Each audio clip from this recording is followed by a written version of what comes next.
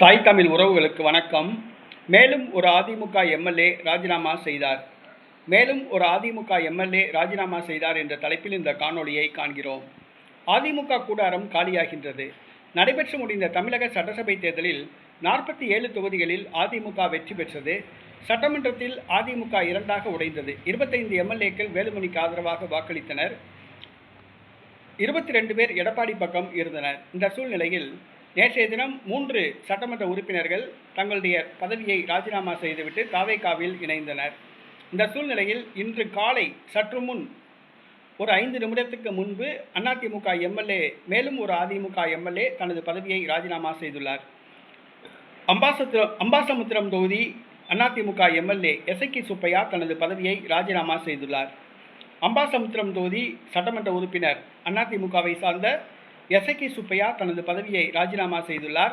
தமிழக வெற்றி கழகத்தில் இணையப் போகிறாரா என்பது தெரியவில்லை.